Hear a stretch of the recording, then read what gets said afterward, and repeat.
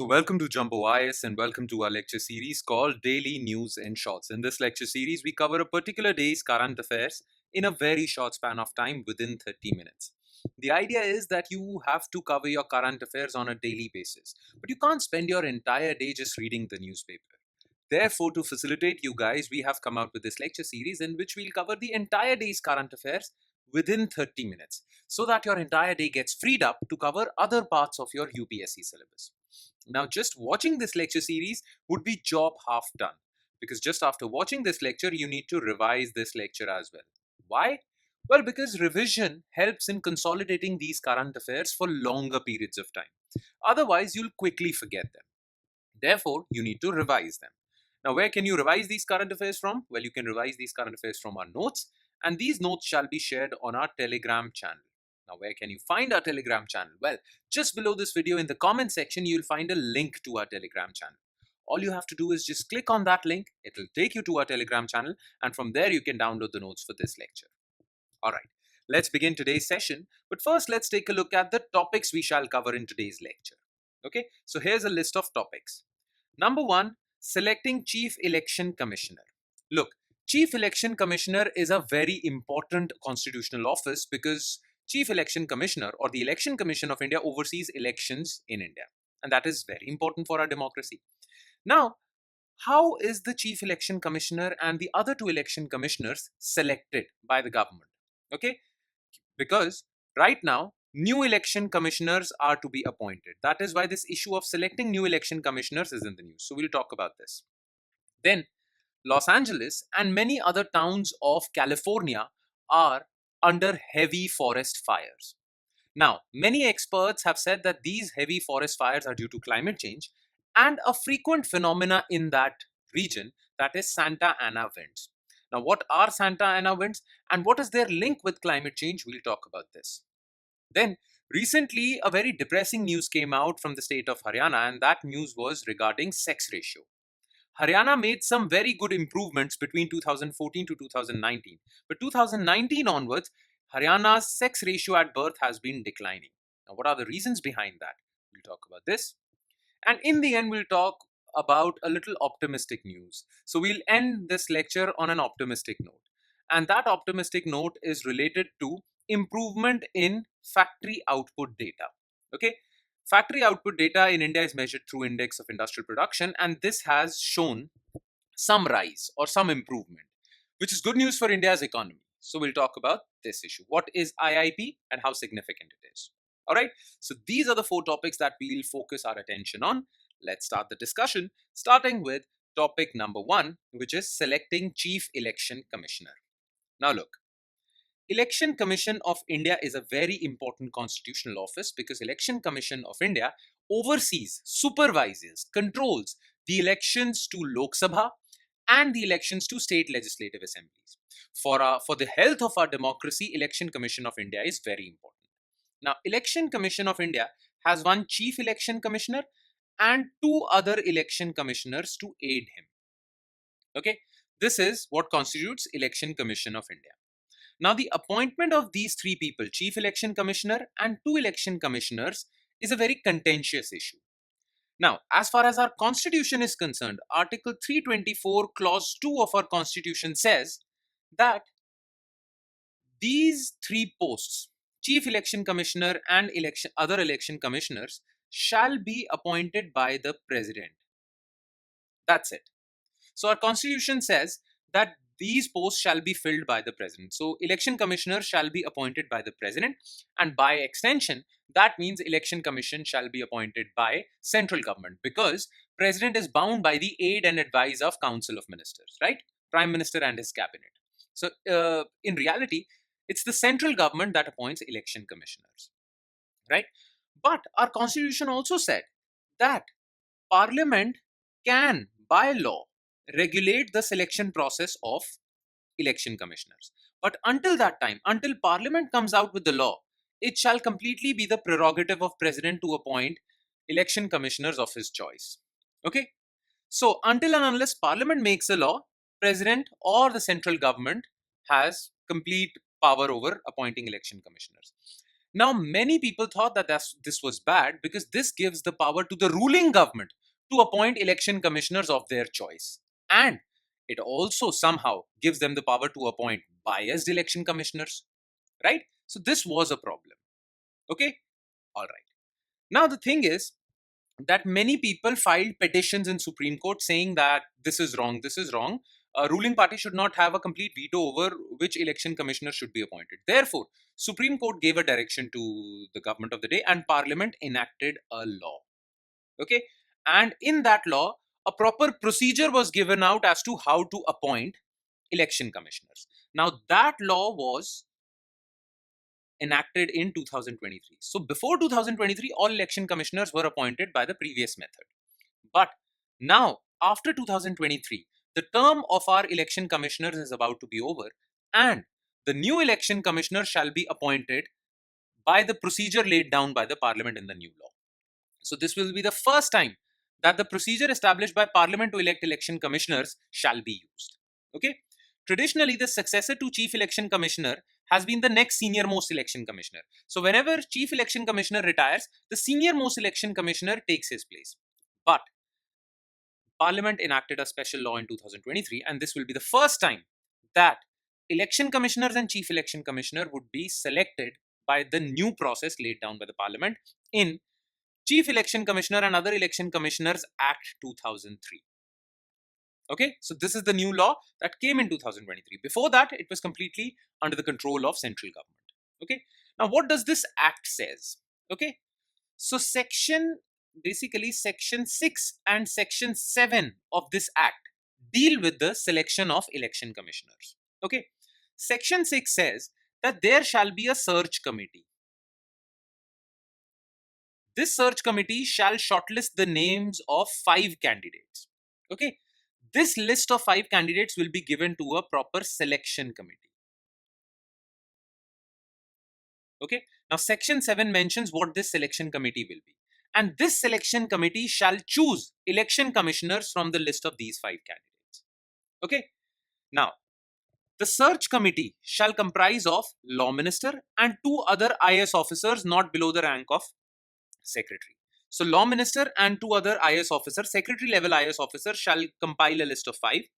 Then this will be given to the selection committee. Now, who is in the selection committee? Prime Minister is in the selection committee. A cabinet minister of his choice will be in the selection committee, and leader of opposition in the Lok Sabha.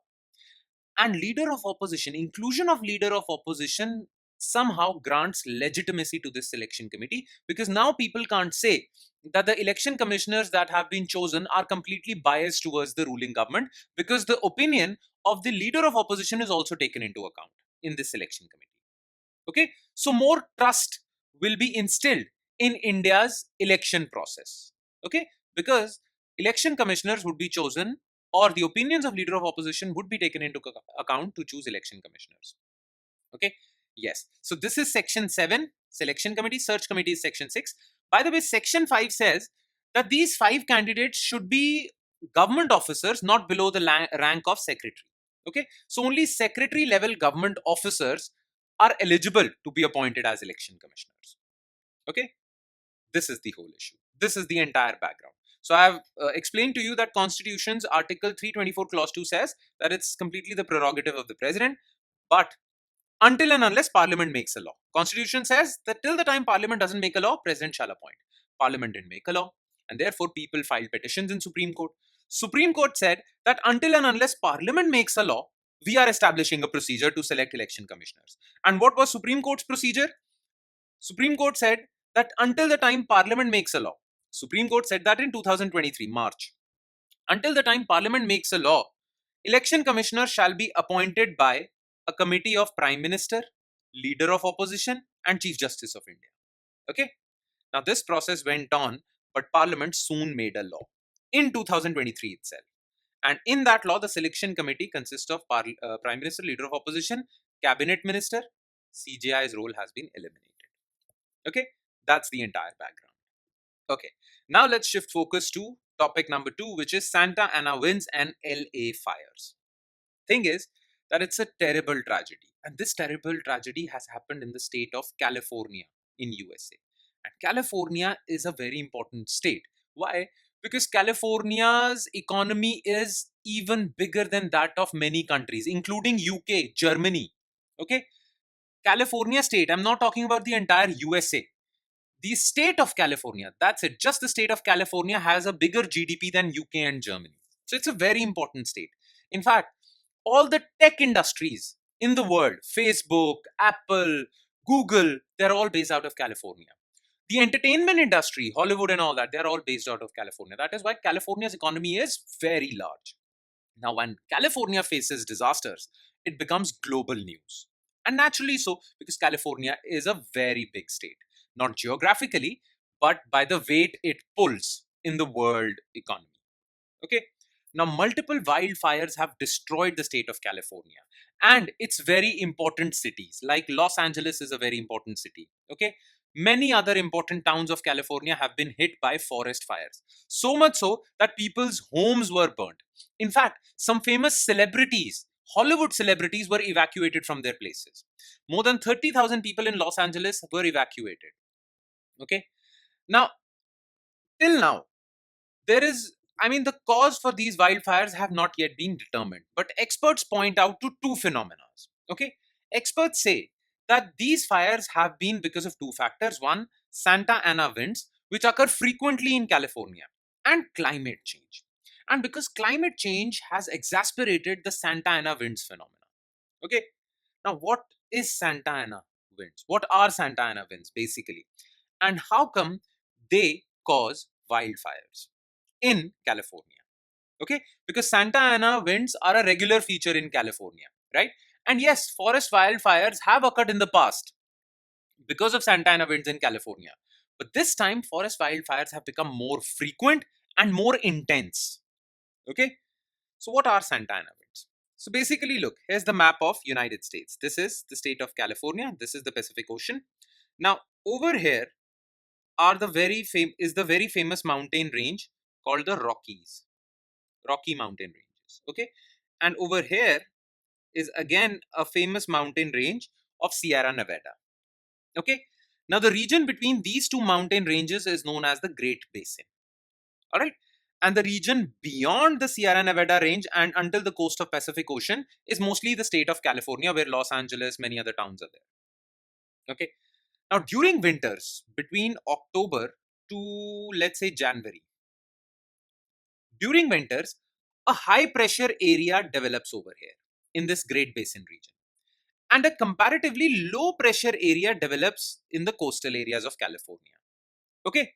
Now, whenever there is a difference in pressures, okay, wind blows from high pressure to low pressure. Okay. Whenever there is a gradient, whenever there is a high pressure gradient, wind tends to blow from high pressure area to low pressure area. We all know about this, right?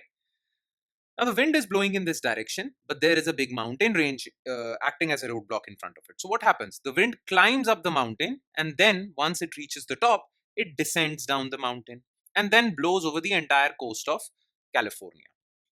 Right?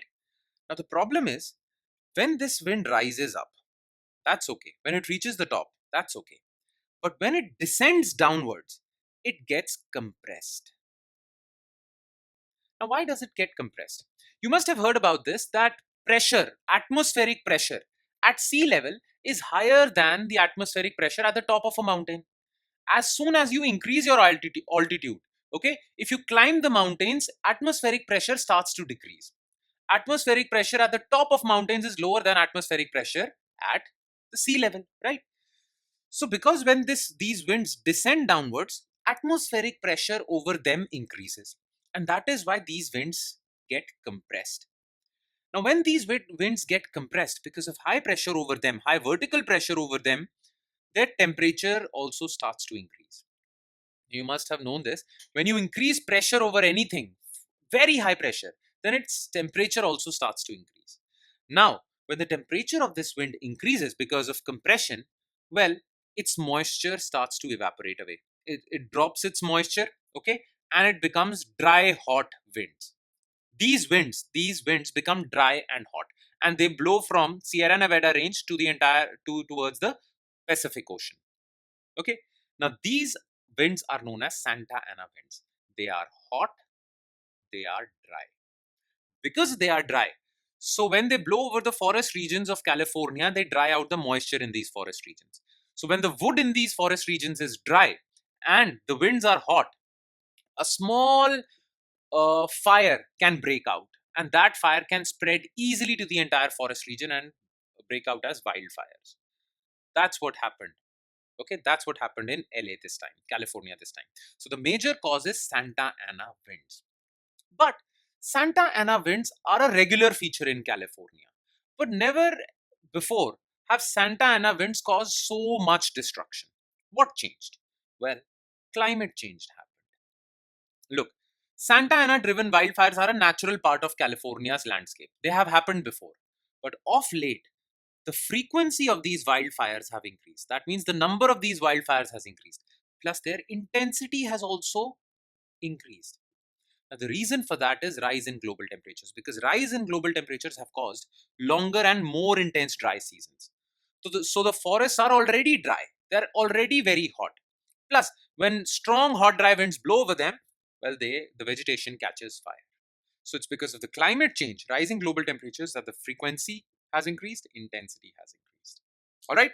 I hope you understood the entire thing. All right. Now let's move forward with the third news item of the day, which is sex ratio drop in Haryana.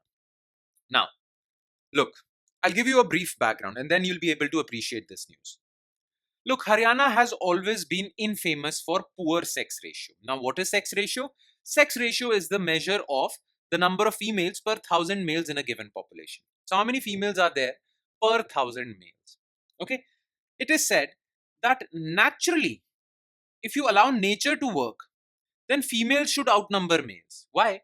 Because female babies have a higher survivability, or they survive more than male babies. So when kids are born, chances of female babies surviving are more than male babies surviving. Okay, so reason number one is this, that female babies are more resilient than male babies. Reason number two is that females tend to outlive males. Okay, it is found that among senior citizen populations, females tend to outnumber males. Men live shorter. Their age is less. They have a short life as compared to females. So if you allow nature to work its own magic, then females should outnumber males. But when the number of females are less than the number of males, that means humans have interfered with this natural process. And that generally is, well, gender bias, gender based discrimination, anti female attitude in the society. So, sex ratio basically measures the number of females per thousand males, and this gives us a pretty good idea of the level of gender equality in that society. If gender equality exists, then females should outnumber males. But if gender equality is severely punctured, then females should be considerably females number should be considerably lower than that of males. Okay, now Haryana has been infamous for quite some time of having low sex ratio, and this indicates towards a negative bias towards women in the Haryanvi society, right? So this has always been the case. I mean, Haryana has been infamous for this. At central level, many people have criticized the state of Haryana for this, or the social attitudes in the state of Haryana for this. Now, things went to a very low point because back in 2014, Haryana's sex ratio at birth dropped to 873. That means only 873 females per 1,000 males. Okay, now that was a very low sex ratio, so much so that it triggered the civil society organizations and the government to take some action. And they took some action. In fact, Government of India's biggest gender program was Beti Bachao, Beti Padhao. And it was launched in 2015 in the state of Panipat, that is in Haryana, not in the state of city of Panipat, that is in Haryana. Okay, so that was the shock that people got when they learnt about uh, this abysmally low sex ratio in Haryana. Okay, and government, civil society groups launched many awareness campaigns. They took a lot of action, and their actions bore fruit. They yielded results. So much so that Haryana's sex ratio at birth in 2019 improved to 923. Okay, in 5 years, Haryana improved considerably. Okay, so that was good news. But since 2019, we are currently in 2024. Haryana sex ratio has again dropped to 910. So something that was working from 2014 to 19 has stopped working. And that has puzzled many experts, and that has puzzled many social activists also. Okay. Now, one way of preventing declining sex ratio at birth was PCPNDT Act. Okay. This was a way to fight against declining sex ratio. Now, what was this? You see, the reason why sex ratio at birth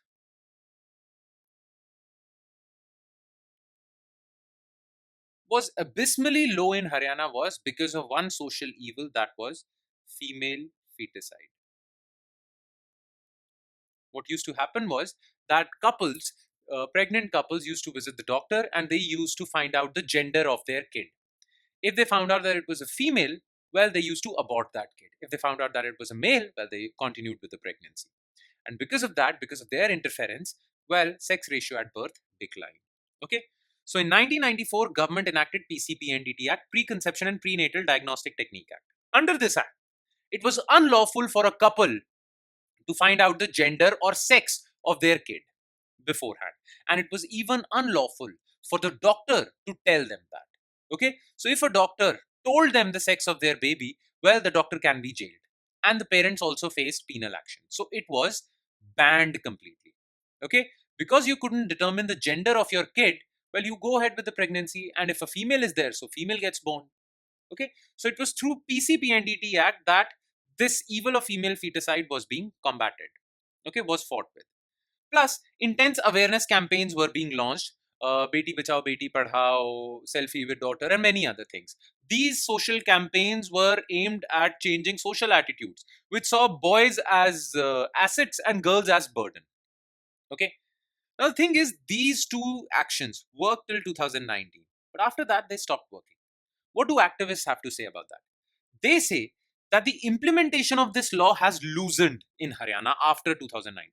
It is not being properly implemented, and somehow couples have found loopholes to determine the sex of their kid. Okay, it is not being implemented properly, not strictly enough. Plus, the awareness campaigns are also not working. Therefore, we need to be more creative in generating awareness. Okay, so these are some things that social activists are pointing out, but it's a very bad news. All right. And now we move on to our last news item, which is rise in factory output data. Now, in India, factory output data is measured through index of industrial production.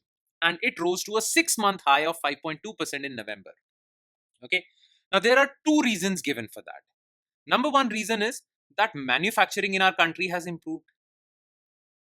So, manufacturing activity in our country is improving. That is why index of industrial production rose. The other reason that is being given is low base effect. Okay. Now, what do we mean by low base effect or favorable base effect? Look, all these indices measure performance in percentage form. Okay. So, they're saying that index of industrial production rose by 5.2%. That means from the previous value, the value in November was 5.2% more. Right? Now, it can be the case that the previous value was 100 and the new value was 150. So, we will say that index of industrial production rose by 50%. Right? So the factory output that was there in the present time, 150, it was there. Okay. But the previous time it was 100. That is why the growth that is being shown is 50%. But what if the factory output in the previous time was 50 and the factory output in the current time is 150, normal, like it has been? Okay. So factory output in the previous example was 150. In the new example is also 150. So situation is the same. Factory output is the same in both these examples. But people will come out and say that index of industrial production rose by, well, from 50 to 150, that is 200% gain. So IIP has improved, right? But actually, if you investigate, you find that factory output is the same in both examples. The only difference is that the previous value of factory output was so low that in comparison, it appears very high in percentage. Okay, it is 150 in this case, it is 150 in this case. But because in the previous time, factory output was 100, so it appears it is just 50% gain. But in the second example, factory output was so low that even a normal factory output appears more in percentage terms, right? This is known as favorable base effect. All right. So currently, index of industrial production has reached 6-month high because of these two reasons. Manufacturing activity has improved, but low base effect is also kicking in. Okay. Now, what is index of industrial production? Well, the entire information is given over here in your notes. All right. But I won't spend time explaining index of industrial production because I've already explained it and will definitely explain it in our economics lectures. You will definitely see our economics lectures. In those lectures, index of industrial production is a very important index. So we dwell considerable time on explaining index of industrial production. But over here, I'll just explain it in brief. It is an indicator that measures the volume of production of industrial products. Okay, so all the entire industrial sector, how much is it producing, is measured by index of industrial production. If it is producing more, well, IIP improves. If it is producing less, IIP declines. One thing you need to know about IIP is it is released on a monthly basis and it is released by NSO, which is under Ministry of Statistics and Program Implementation. Now, like every other index, whether it's index of industrial production, consumer price index, wholesale price index, all indices have a base year. Same is the case with IIP. IIP's base year is 11-12. Okay. Now, these industry groups that are measured by IIP are classified into different categories. In number one classification is sectoral classification. There are three types of industries: manufacturing, mining, and electricity. Then, on the basis of the usage of products that are produced by factories, industries are classified by use-based classification. Primary goods are agriculture-based goods.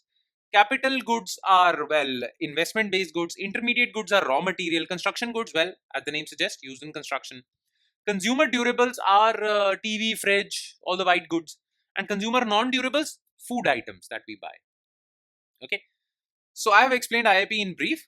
Don't worry, I'll explain it in detail when we'll cover economics lecture. But as far as this lecture is concerned, that's all you need to know about index of industrial production. And with that, we conclude today's session.